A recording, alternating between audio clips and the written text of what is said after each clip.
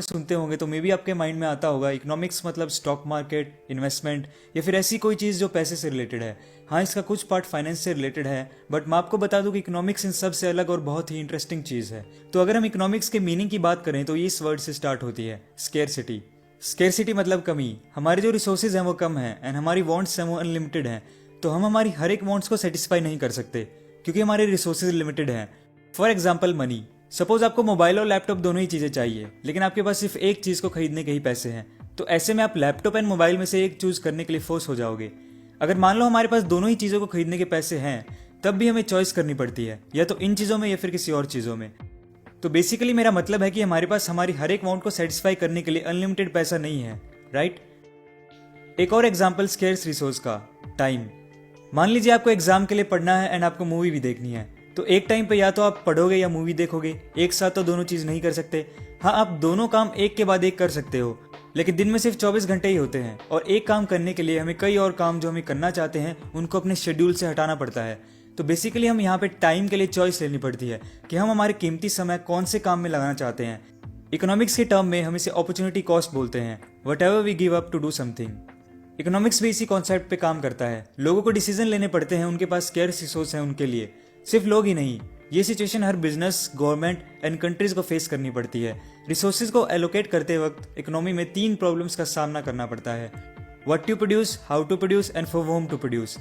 What to produce. हर economy में limited resource होते हैं, तो वो सारे गुड्स एंड सर्विसेज को प्रोड्यूस नहीं कर सकते। व्हाट टू प्रोड्यूस के 2 एस्पेक्ट हैं। फर्स्ट है which commodity to produce, like rice, wheat, clothes etcetera, and कौन से कैपिटल गुड्स जैसे मशीनरी, इक्विपमेंट एटसेट्रा को प्रोड्यूस किया जाएगा। सेकंड है how much to produce.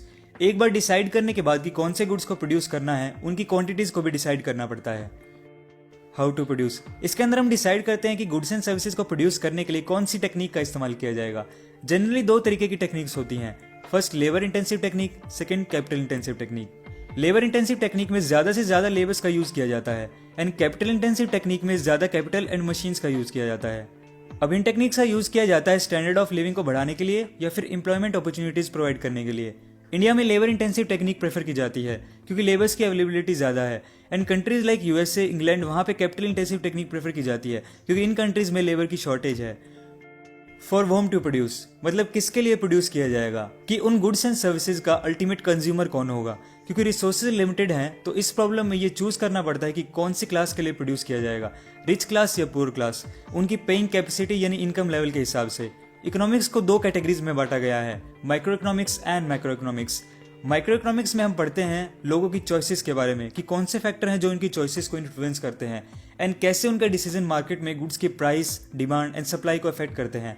For example micro economics में एक बिजनेस के हिसाब से हम ये सब स्टडी करते हैं, ज्यादा से ज्यादा प्रॉफिट कमाने के लिए कितने वर्कर्स को हायर करना चाहिए, या फिर हमारा कॉम्पिटिटर अगर मई में प्रोडक्ट रिलीज कर रहा है तो हमें कब रिलीज करना चाहिए। वहीं मैक्रो इकोनॉमिक्स में हम स्टडी करते हैं होल नेशन के output, unemployment, interest rate, government की स्पेंडिंग एंड ग्रोथ के बारे में। फॉर एग्जाम्पल मैक्रो इकोनॉमिक्स से इन सारी चीजों का हमें पता चलता है, जैसे क्या टैक्सेस बढ़ने से देश में अनएम्प्लॉयमेंट इंक्रीज हो जाएगी, क्या मार्केट में मनी सप्लाई इंक्रीज होने से आउटपुट भी इंक्रीज होगा या सिर्फ इन्फ्लेशन, या फिर अगर एक कंट्री में रिसेशन आता है तो दूसरी कंट्रीज क्यों इफेक्ट हो जाती हैं। तो हम आने वाली वीडियोस में बिल्कुल सिंपल तरीके से इकोनॉमिक्स से रिलेटेड इन टॉपिक्स को डिटेल में समझेंगे, जो कि कॉमन मैन की लाइफ से रिलेट करती है एंड जिनके बारे में हर एक पर्सन को नॉलेज होनी चाहिए। सो दोस्तों, वीडियो पसंद आया तो लाइक एंड शेयर करो यार, एंड नए हो तो इस चैनल को सब्सक्राइब